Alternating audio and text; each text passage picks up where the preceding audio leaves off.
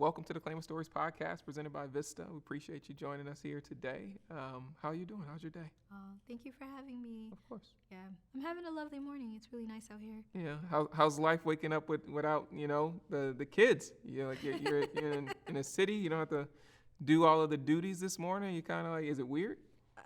I think my baby is 8 months old, and it's been 8 months since I've had uninterrupted sleep. So this was luxury. Yeah. Is this how often you get to Portland? Is this the first time or? This is maybe the third time I've been out here, and each time is a new experience. Yeah.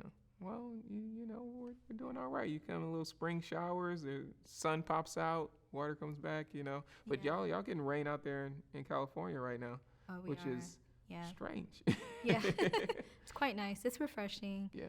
I don't know if the soil can handle it. I hear a lot of commentary, but we're really happy when we see the rain now. I mean, the sun is nice. Sometimes you just, you want a little bit of rain. Yeah. Maybe some people would argue against that. Yeah. But we're spoiled. Yeah. We're spoiled in LA. Yeah. Every time I come, we were just talking about this earlier. I was like, when you go, you kind of just want to stay a couple days, just a few more days. No rush to get back. Yeah. Except for in the summertime here. In the summertime here, you're like, yeah, I'm good. Yeah. Tell me a little bit about growing up in Ethiopia. Especially, I think, down in the 70s, right? There was a lot, happening in that time. But what was your experience, your family's experience? What do you remember? Well, my parents grew up in Ethiopia, and there was civil unrest that took place around 1975. And both sides of my family fled and went to Somalia, to a refugee camp. My mom was 12, my dad was probably 15 or 16. They didn't know each other. But after, they dusted themselves off and they're at this refugee camp, that's where they met and got married. And I was born on the refugee camp in Somalia. So I feel like I got the opportunity to grow up with like a hybrid culture. My parents, had to learn Somali and, figure out how to navigate. They spent maybe 8 years of their lives there. Yeah. And then my dad was resettled first in California. And then my mother and I reunited with him in San Diego. How long was the time span between when he settled and when y'all were able to come join him? About a year. It's about a year. Yeah. What motivated your father to pursue and move to California? I think at the time Somalia was very prosperous and was providing a lot of opportunities for refugees and newcomers. But there was this cap, as an immigrant. Of opportunity? Cap, with the opportunity. So he really wanted, the American dream, and they sold it well. It was marketed really well. It looked really glittery. So his vision was, to come to the United States and have opportunities for himself and his family.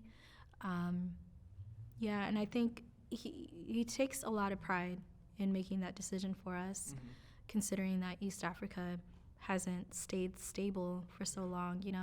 As refugees, I think my parents really believed that one day they would go back home and purchase land and retire and all that. And, now decades have passed, and that was just kind of fleeting goal. Yeah, they don't really talk a lot about that much anymore, or? I mean, it comes up, and then conflict arises.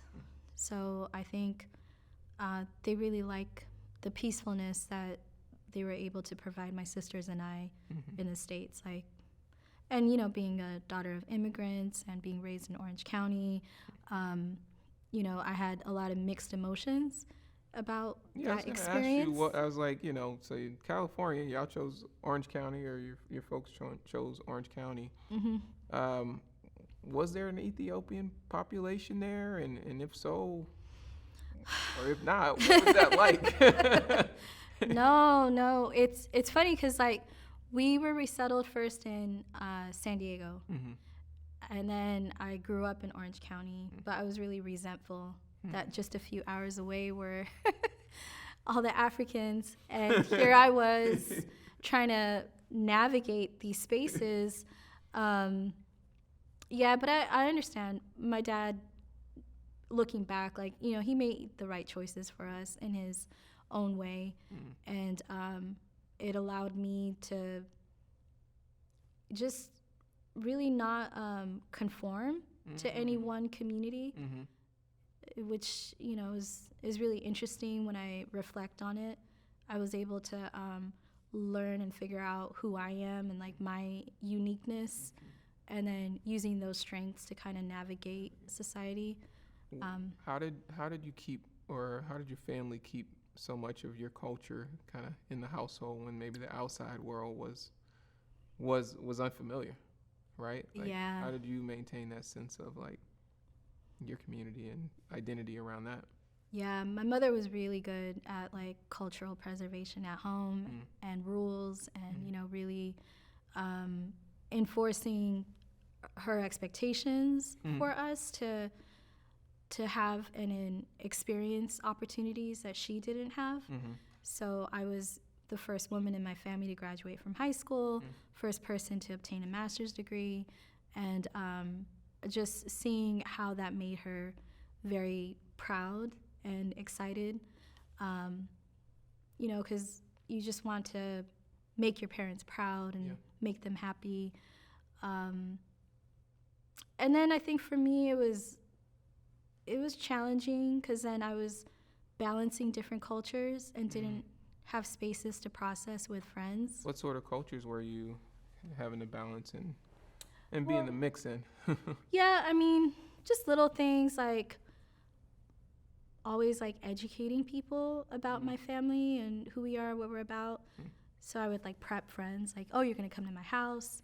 When you come over, you gotta take off your shoes. You can't say bad words around my mom. Don't tell her about where we were. Like, you do not mention that. Yeah. Where I think like they maybe were able to have like more transparency with their parents, and parents were able to like help them kind of navigate what's going on. Whereas for us, it was just knowing how to compartmentalize. Yeah. When you think about some of your intersectionalities, whether it being Black and an immigrant and also Muslim, are there experiences that come to mind that you find that like a lot of the kids that you grew up with just wouldn't understand? Oh yeah.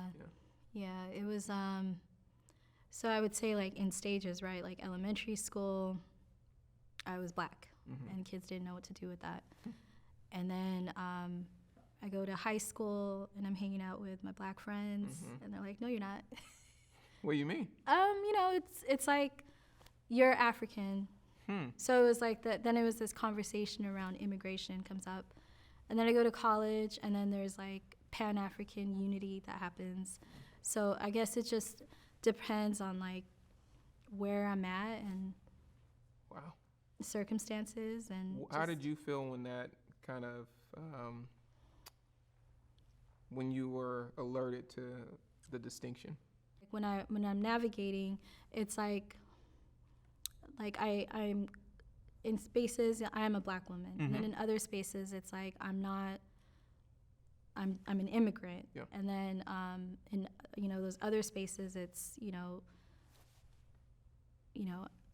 Islamophobia is happening, is being discussed. So it's different things happening, right? But at the end of the day, you identify how you identify, and that's how you navigate in this world. Exactly. One of the tools that you've leveraged and picked up through life is writing. Is that right? I did. You enjoy writing. Yeah. How did that come into your life?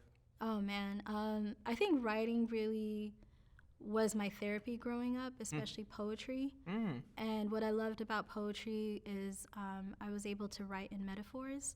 My mom, being very protective, would, maybe read my journal.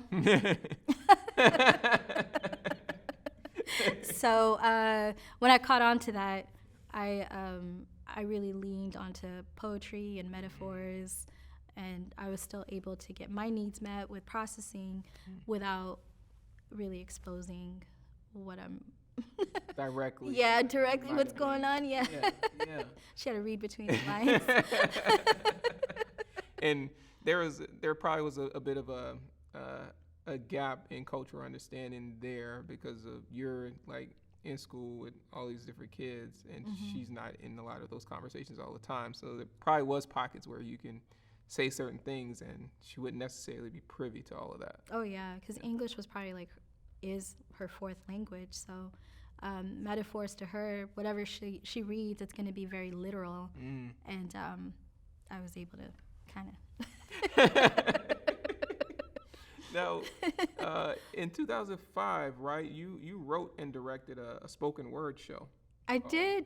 Saturn Returns at college, right? Yes. Tell me about that event. Yes. So it was, I think, 2009. I was 28 years old. And the idea around Saturn Returns is that,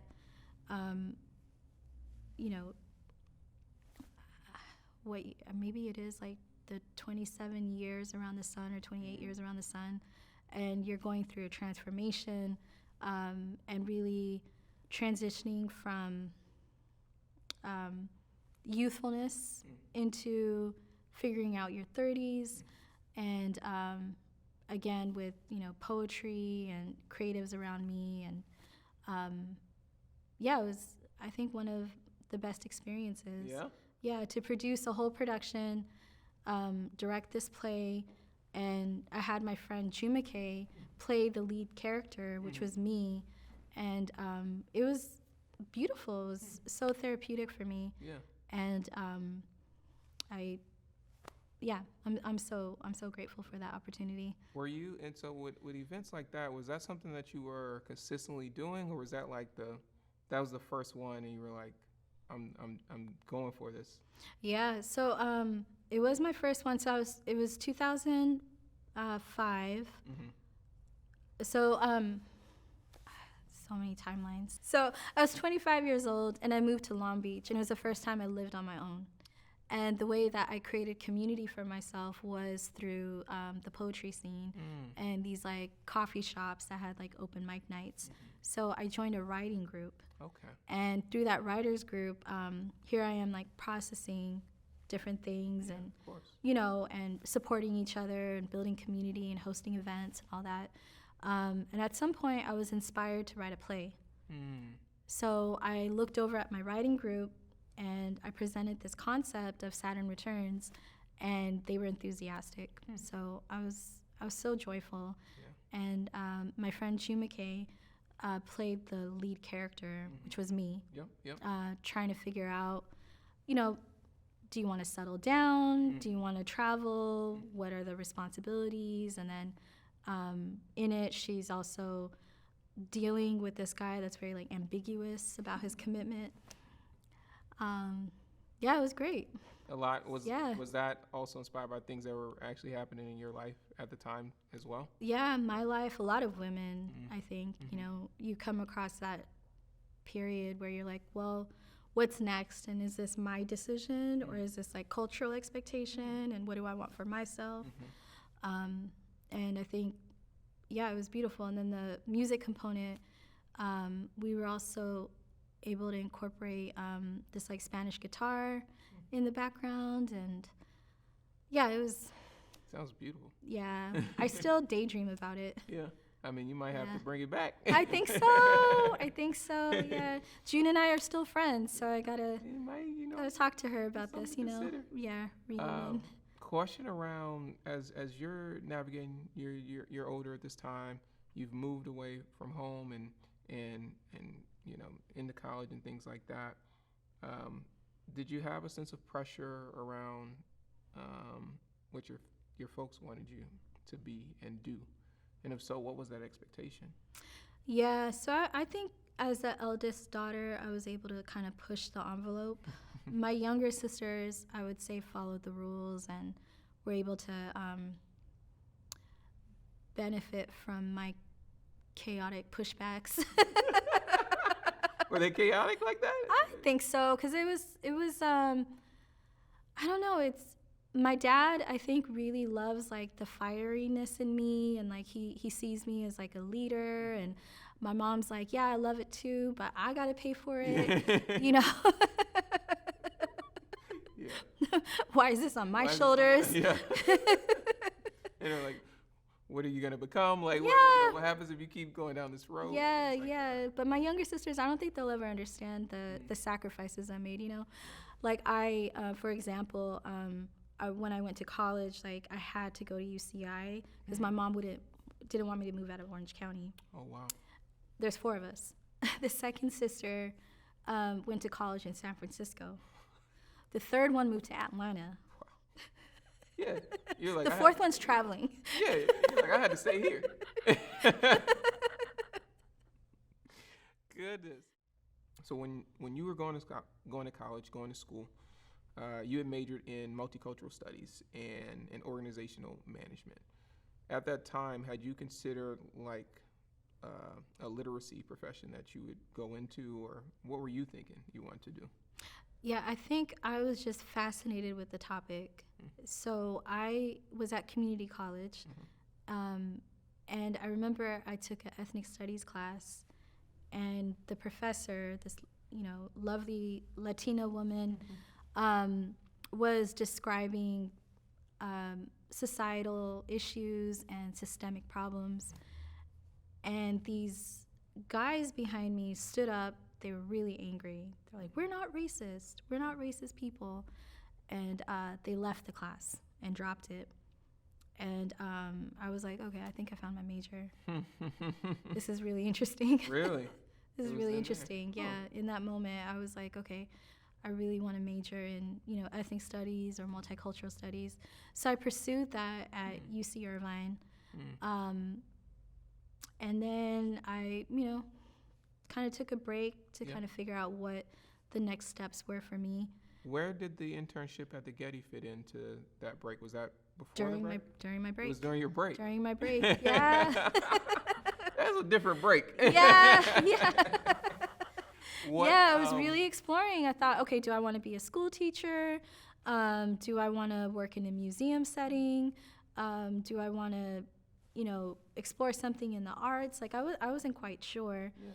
And then I thought, okay, maybe I'll be like an executive director of a museum or something with like a cultural component. So I pursued organizational management to just kind of keep things open, not knowing that that's where I would start the Tiyya Foundation with my mom. So what was the start of that? What was that conversation, right? Because you're kind of like trying to figure out what you want to do. You're at the Getty, you're exploring that. And then you do end up starting, the Tiyya Foundation with your mom.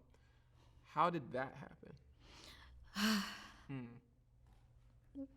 Immigrant daughter. Responsibilities. My mom wanted to start a nonprofit. She had this vision. And here I was like helping her with the emails and the paperwork and the documents and the contracts and You're like, how did I get in this? Yeah. Then I was just like deeply involved in like helping her figure out fundraisers and stuff. And I always saw it as her passion project to help refugees. And I was there as a supporting role. And it was when the work itself triggered her PTSD. Oh, wow.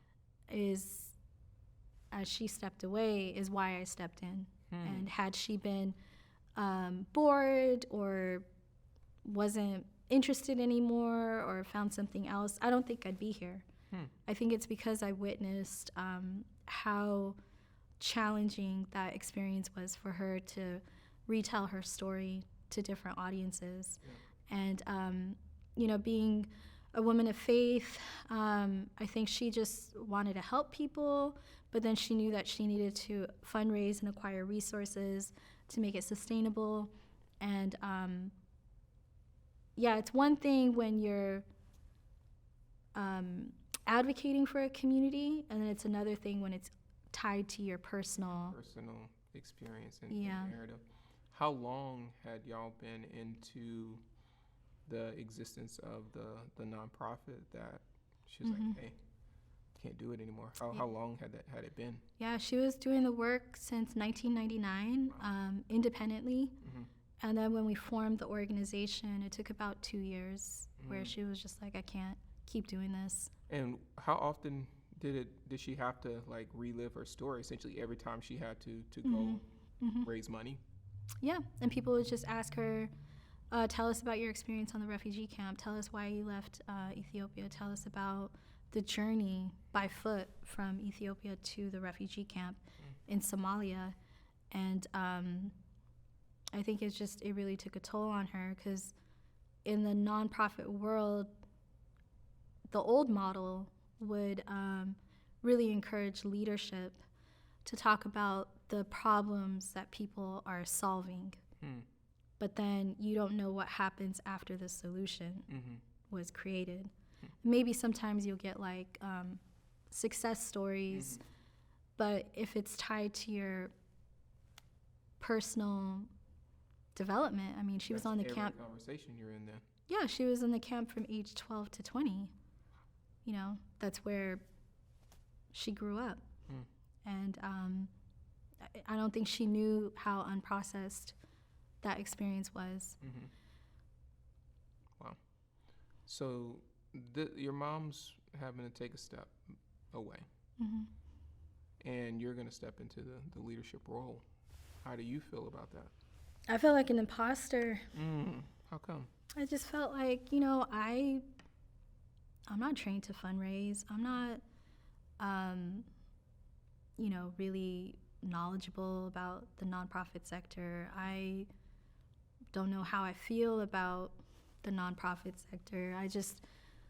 There was a lot of like unresolved stuff inside, and I took a personal sabbatical for a little bit, because it was just like I felt like, who am I to represent her story and her journey when my parents worked so hard to give me a good life? Like, how dare I now step into this role?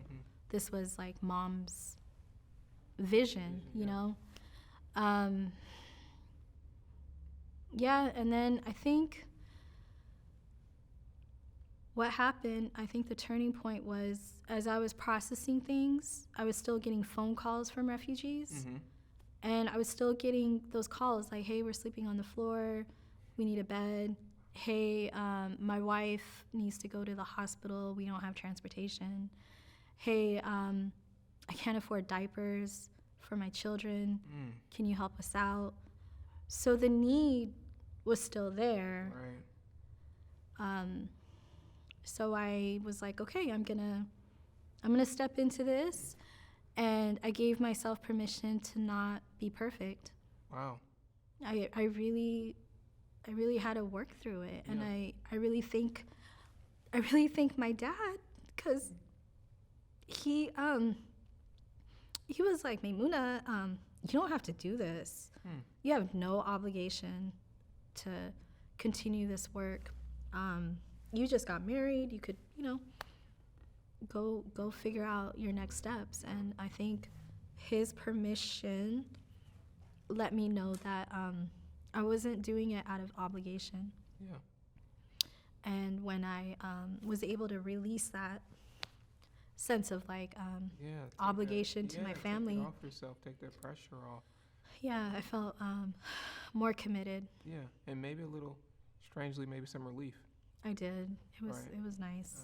I think when you have a parental figure that could come in and say, hey, you know, you don't have to do this. This is not our expectation that we're trying to place upon you. It could take some of that off of you. Yeah. Yeah. So tell me a little bit about the challenges that come along, and maybe some of the myths that come along with a career in philanthropy and raising money. Like, what don't folks understand about that world, and also that world navigating it, you know, as a Black woman? Like, what don't folks really understand? Yeah, I think the misconception is that you just give people your money, you don't know where it's going to go. It just goes into the abyss.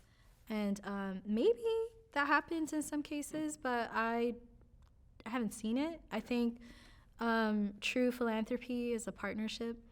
So it's building that trust and building that partnership on what problems you want to solve in society together. And if you're going to explore philanthropy, then become friends with the leadership of those causes that you care about.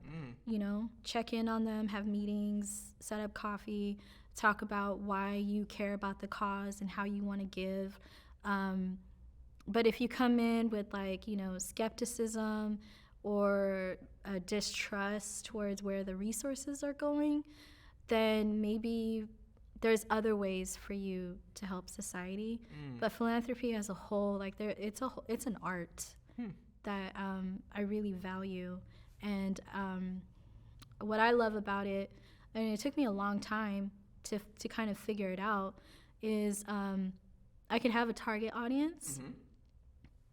Because in the past, I think that I just, you know, cast your net wide, and whoever cares, great, you know, come on in. Every dollar is appreciated, right? And over time, I realized, like, no, you could nurture a few people and create, like, bigger impact, and being clear about who that target audience is and how you want to partner together. Versus trying to go after every little pocket of folks. You're like, this is where I'm going to focus. Yeah. And being clear about, like, your values and your mission, and who you want to align yourself with and partner up with. I think that really changed the trajectory of my career. How long would you say it took you to really feel like you got into a rhythm of understanding that? I had to lose everything first. What do you mean? Yeah, so I started the organization, you know, with my mom, as I mentioned. When she stepped away and I stepped in, I was able to acquire a government contract, but I lost it, not knowing that, you know, government contracts can come and go. I thought it was gonna provide consistency, so I think that was my naivete, or I think that was me being naive. So I really had to think about sustainability, and when I really took that seriously is when I thought, okay, who are my partners, and who is going to care about this work? And this not in a certain cycle, but they're here because they believe in this for as long, you know, ongoing and sustainable. And I think when I made that decision to really view philanthropy as a partnership, and just looking for people that have shared values that I have, so much changed. So much. It's funny when, like, but you need to, I feel like sometimes we're so, and we'll get it, it's human nature. You don't want to go through the pain of loss or the pain of failure. Or right? rejection. Yeah. Right? Yeah. And so we do everything we can to avoid it. And a lot of times there's something to be learned. And you kind of have to experience that to learn that there's maybe a different way that you should be approaching things. And it sounds like that's sort of what happened for you. Yeah. And I think it had to be like right before the pandemic. And as I was like really creating Flavors from Afar's brand and this like social enterprise that's going to help Tiyya, I think that was the first time where I added myself to the target group. How so? I always had an imagination of what a donor would look like, what a donor would give to, what a donor wants to hear. And these are things you're trained in. You know, this is how you're trained in the nonprofit sector. And then I thought, well, what do startup companies do? Like, how do they find their target audience? What kind of mindset are they looking for each brand? What messaging are they presenting, right? Because they seem to build community of like-mindedness. And I tapped into that, and I haven't looked back. I love it. That's wonderful. Yeah. What was the time period where, you were going through, where you lost that contract? What was that time period, right? Because there's a period where, you felt like you had a steady operation up until, I believe, 2016 and Trump administration came into the office. Was it during that period where that's when it happened? Yeah. Yeah. A lot of refugee organizations, these huge conglomerates, were either shutting down or downsizing their work and staff size. And I thought, well, if it's affecting them, we're done. These are big entities that have been around for decades. Like, who am I to manage this, hurricane? Yeah, essentially. What was the conversation you were having with yourself as, the reality of like you may be shutting this down? Yeah, it's crazy because entrepreneurship, I guess you could say, it's a whole mindset, and you really have to be on your own team, and you really gotta root for yourself. Yeah. And because it can get real quiet. Yeah, it got real quiet. It did get real quiet. So I remember just giving myself an opportunity to think more, So I remember I had this calendar.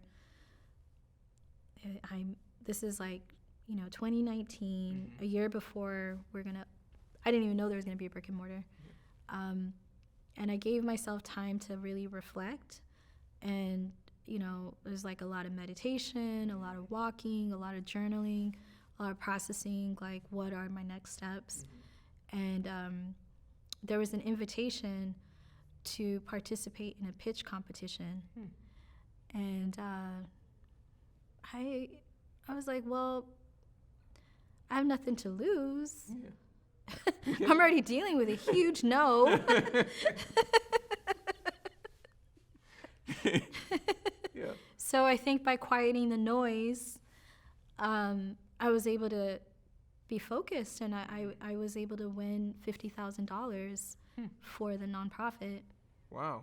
Towards establishing the social enterprise. So what was the social enterprise that you had in mind? Yeah, my vision was, wow, what if we had a restaurant? Because at the time I was kind of dabbling with catering with families.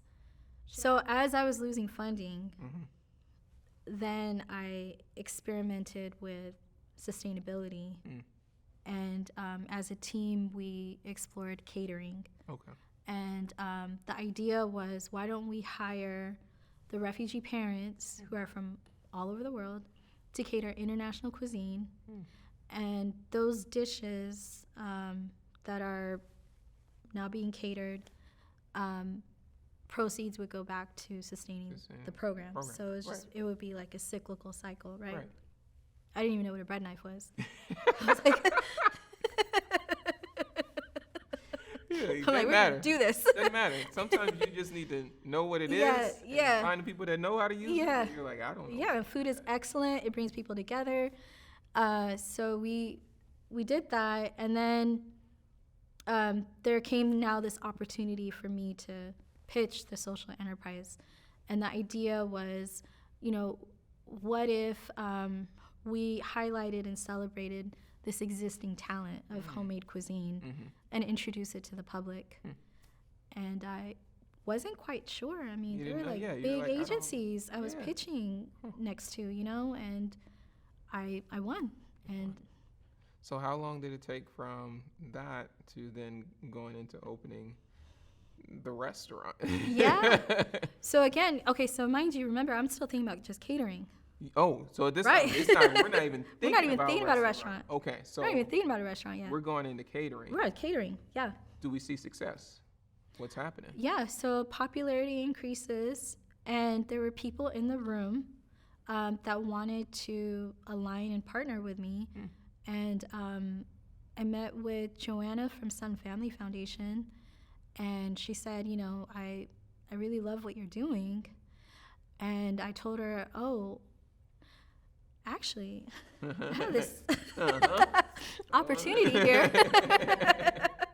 I'm renting a kitchen for catering, but I have an opportunity to have front of house.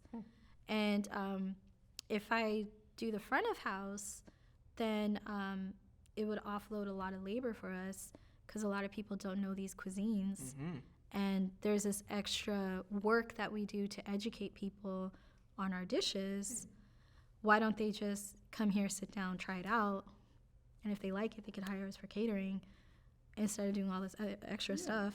And what did she say? She loved it. And you had zero prior experience working in restaurant and food industry. I was never a hostess. I have no... That's pretty crazy. So tell me what happens after that, right? So then you share this idea. She loves it. What happens? Yeah, so we get funding to get signage outside. We start doing the build out, remodeling the space. I got 6 months. I gave myself 6 months to figure it out. And I thought, 2020 is around the corner. It'd be beautiful. Yeah, it's about to be great. It'd be so beautiful to open spring solstice. We can laugh at this now. Yeah. Oh, yeah, we could open spring solstice. And I knew I couldn't do it on my own. So I was, working with my husband to apply for grants and stuff. And at the same time, looking for someone to help me with the restaurant. So through a friend of a friend. Like an operator or yeah, to help really help me actualize this vision, because I still have now the nonprofit side and the programming and, there's, a lot going on. Amount of things happening.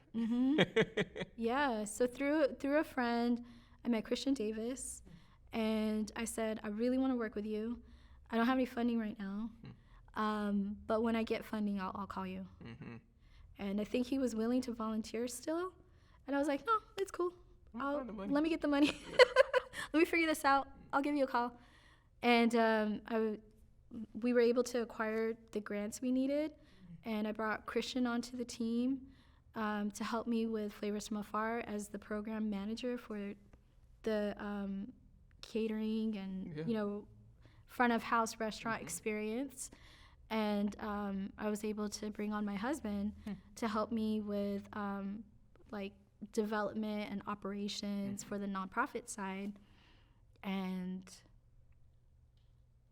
a pandemic happened. Yeah.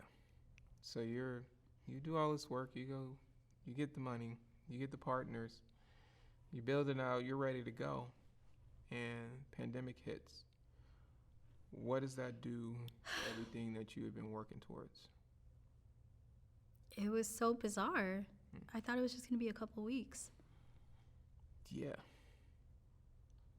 A couple weeks turned into 2 years. So the restaurant opened up as takeout. And the nonprofit side, you have now refugee families and former asylum seekers that are quarantined and can't even get to the grocery store because public transportation slowed down. And poetry, food. Yeah. The poetry of food. Yeah. Here I was like, oh wow, we're opening up this now takeout spot.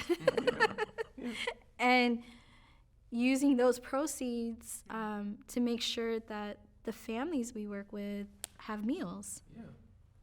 So it's a whole cyclical thing. So the pivot was into that, and you were still able to support these families in that way. How was it for those 2 years? Was it something that was consistent and was like you were fine? To be honest, I wasn't fine. I was scared because I already was dealing with the loss of, or possible loss of, the nonprofit side, and then I pursue this restaurant, right? And I have no experience in the industry, and then I see like big players closing their doors. And here I am having a grand opening with a few people outside ordering takeout. But I had to trust my instinct. I said, look, people are at home. They love home style cooking. These are dishes from possibly their home countries, or they have the opportunity to travel through cuisine. And they know that it's giving back to a good cause. Let's just go all in. And it worked. It worked. Now, how did you go about finding the different chefs for the cuisine from the different countries? Like, how did you go about doing that? Yeah, these were the original catering team that I worked with. And these were the parents of the children and, longtime program participants. And it was just, amazing. Like, they saved the organization. Wow. Truly. Wow. It was their talent that saved the organization. That's powerful. What has it been like working with your partner, in social enterprise and philanthropy? What has that been like? Oh, man. I'm so grateful to be working with my husband. And it's nice that, we understand each other's calendars. We rearrange each other's calendars. You're on the same page. Plan things around like family activity. And I think what makes us continue to work together is, we had an agreement to never share a task. So we don't do the same thing. He stays in his lane because he's good at development and operations. I stay in my lane, and then we update each other on what's going on. I love that. That's important, because if you're working on the same thing, you're just going to be butting heads, right? Like, you're like, we should do it this way, and vice versa. Yeah. Well, there's glitches. There's glitches. Yeah, it happens, right? It's natural. It doesn't always run perfect. Yeah. But it's interesting that y'all have been able to find that way of working, because you might ask some people, and they're like, there's no way I could work with my spouse. And we have shared values, so we both come from refugee households, and we both understand that refugees have been either saved or ostracized, and here we are wanting to just give people the opportunity to be seen and celebrated for overcoming so much. And I hear it often from people, and I feel it myself. Like, I wish my parents had something like Tiyya growing up. I bet, right? It would have meant so much to them to know that they had that, right? And they had that community.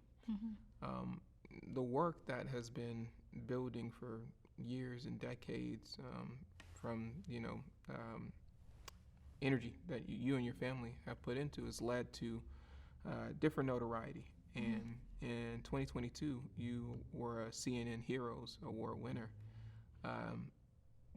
Tell me about that experience and what it meant to you. Oh, I was so nervous. I was so nervous. I was like, wow, this is real.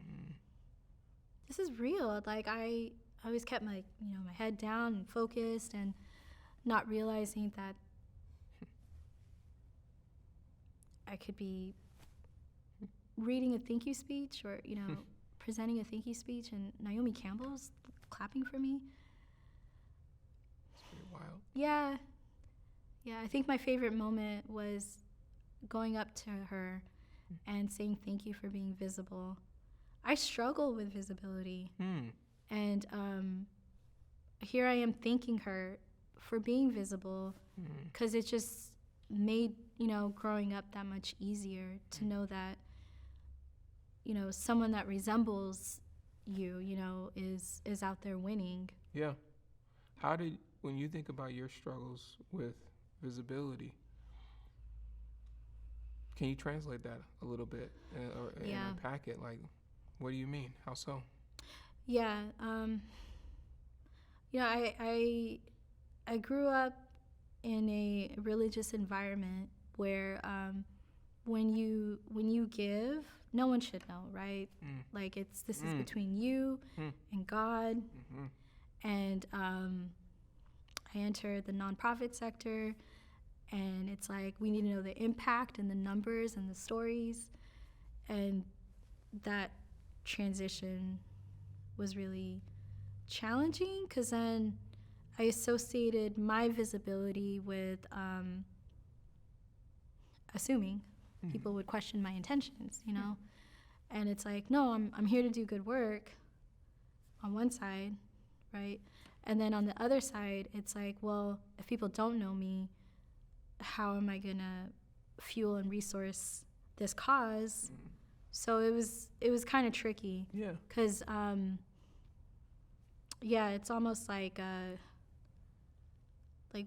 what are your intentions? Yeah. If you're always so visible around helping people. And do you feel like the natural response or the automatic response that you got into that folks weren't assuming positive intent? It was an assumption. Yeah, it was an assumption. Because now I see that my visibility, just like, you know, here I am thinking Naomi Campbell, right? Like it's, my visibility matters and my story is so unique. And what I thought was something you should hide and not really talk about and just help and keep going, you know, ended up, you know, being vital. Right. Tell me about your mom these days. Does she, you know, what she think about what's happening? How is she involved? Like, you know, what's been that like since, you know, stepping away and you being, you know, at the helm? Oh, my mom is my biggest cheerleader. Yeah, she is. She's just so proud. And when I accepted my award, I was on my maternity leave, and she knew it. She's like, "No, you're going to New York." So she flew down from Seattle to watch the kids, to make sure that I could accept my award in person. And she was just so enthusiastic. And anyone she came across, the doctor's office, the grocery store, she's like, "Vote for my daughter." Right here. Vote for my daughter. Yeah. Yeah. You need community like that, right? You need support from your family like that. And I'm so happy that, you know, she's proud of the work that you're doing. Yeah. One of the last questions I want to ask you is for young folks coming up that want to start social enterprises and are convicted to go into nonprofit and philanthropy. What advice would you give them as they want to explore that? If you have a desire to do it, then you're the problem solver. So make sure that you center yourself around what you're trying to accomplish. Because I think it's quick to assume that someone else will step in and, you know, help make it happen. And it's not true. I think the answers we need are usually right in front of us.